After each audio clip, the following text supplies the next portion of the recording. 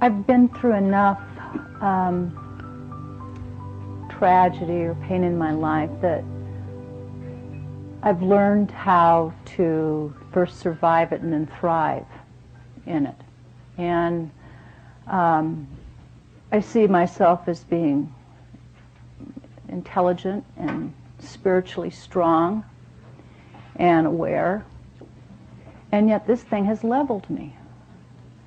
And well, it's understandable that when there's something that you want very much, any time that your life experience gives birth to a desire that you are not living, it is normal that there would be a tremendous disruption. Remember, when you feel strong passion, it means strong desire and no resistance. When you feel strong pain, as in this leveling that you're talking about, it means you have a powerful desire, but you are not a vibrational match to it. And the thing that is tricky about this is that it's hard to find yourself, make yourself be a vibrational match when you are observing what is.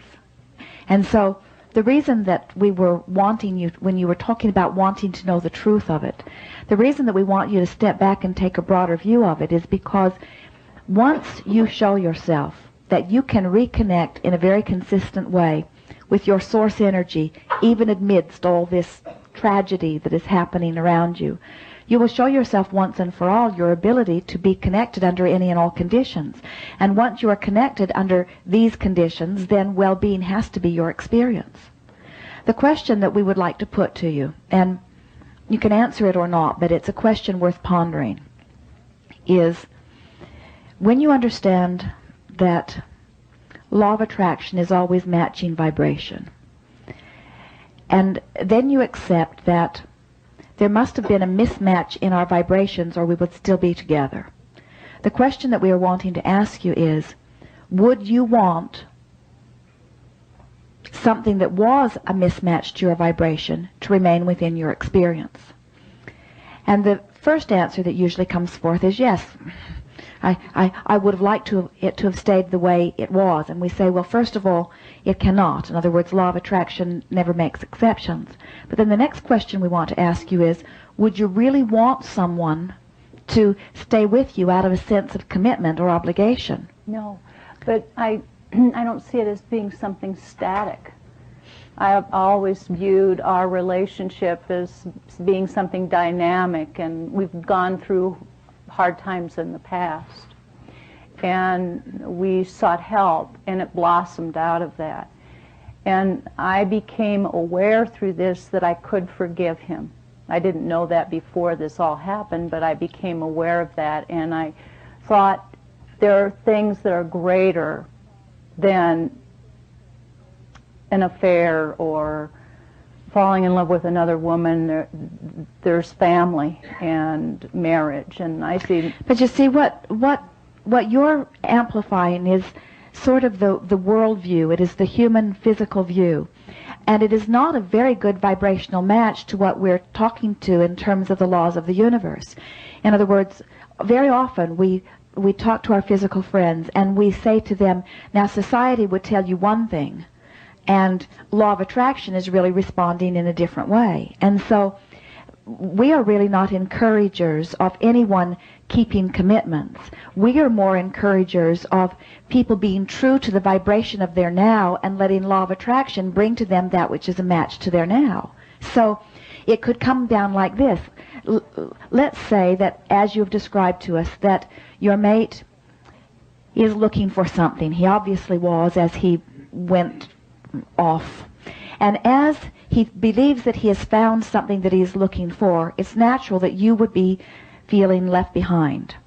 Now, as you stand here in your pain and you continue to feel the absence of what you want and the resentment of what has happened, or even the justified blame that you are feeling, what happens is you keep holding yourself in a vibration that will not allow the things that you want. It doesn't allow him back. It doesn't allow something else back. In other words, you can't get to where you want to be while you're feeling the way you're feeling. And even though your world laws would say you are right, and even though most of the world councils would say you are right, still law of attraction says, as long as you feel like this, you cannot get what you want. I don't want to be right.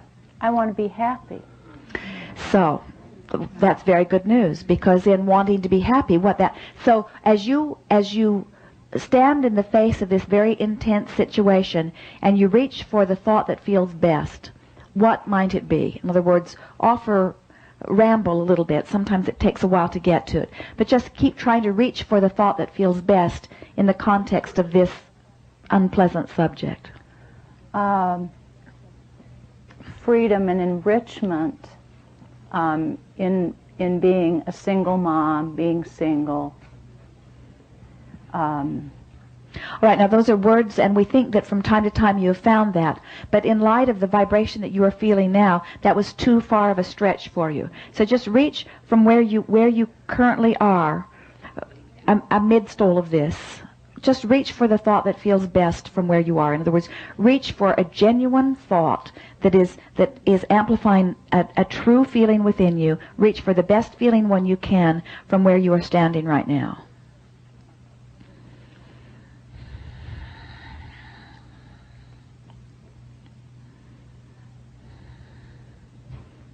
None of them feel all that good, do they? But just reach. In other words, just reach for the best feeling thought from where you are.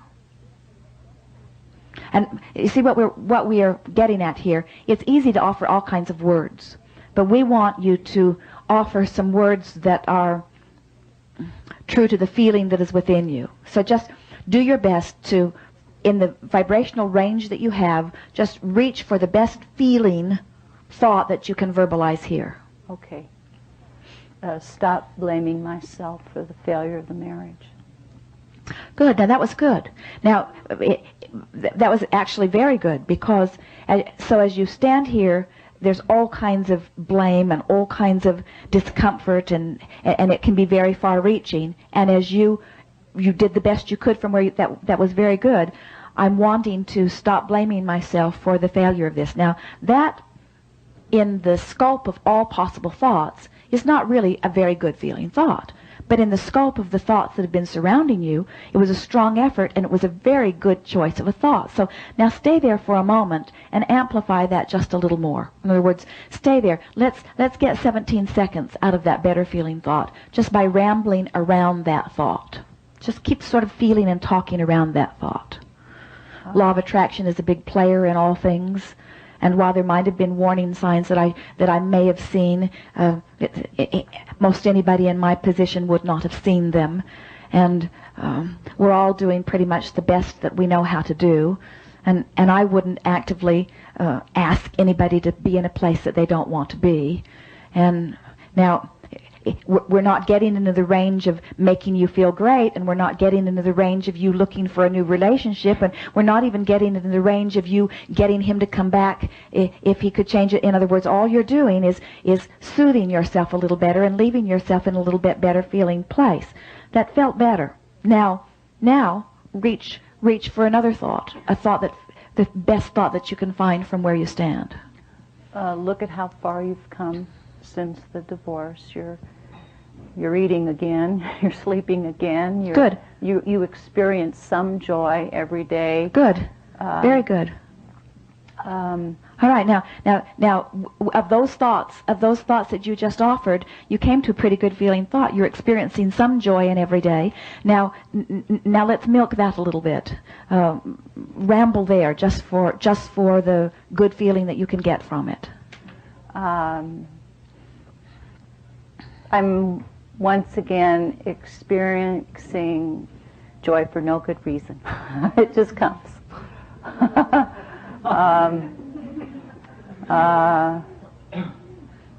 I delight in my children every day. Yes. My patients enjoy coming to see me, and I enjoy them. I'm discovering that my joy is not dependent on someone else. I'm discovering that I can reconnect with a feeling of well-being, even with things in my immediate experience not being right where I need them to be. I'm discovering that I can set my own tone. Now, it feels much better, doesn't it? And as you said, you can feel that there's a range in your vibration. And as you came here, you came looking for some answers and in your powerful words looking for the truth for all of this. And what we are powerfully wanting to say to you in as deliberate and emphatic terms as we can give to you, that what this is all about is that you are a teacher of vibration. You are a teacher of well-being. And you cannot teach that which you do not know. And what you are in the process of remembering is that under any and all conditions, for no good reason, you can continue to stay connected to source energy and allow the energy that creates worlds, the God force that is your source, to flow through you.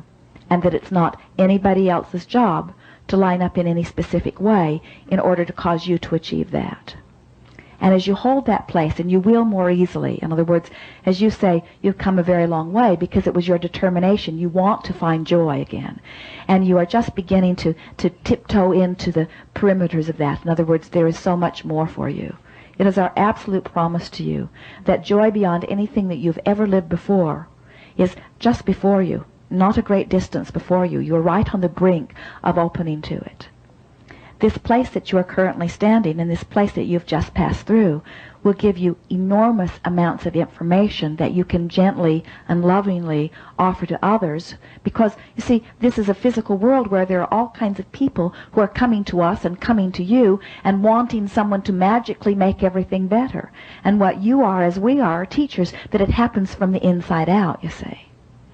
There will be a time, not very long from now, that you will see your mate, even in his new current experience, as a very strong partner in helping you to come to a very powerful realization that it's going to put you in a more powerful, deliberate, creative, joyful place than you could have ever been if it had not been for all of that. Thank you very much. I appreciate it.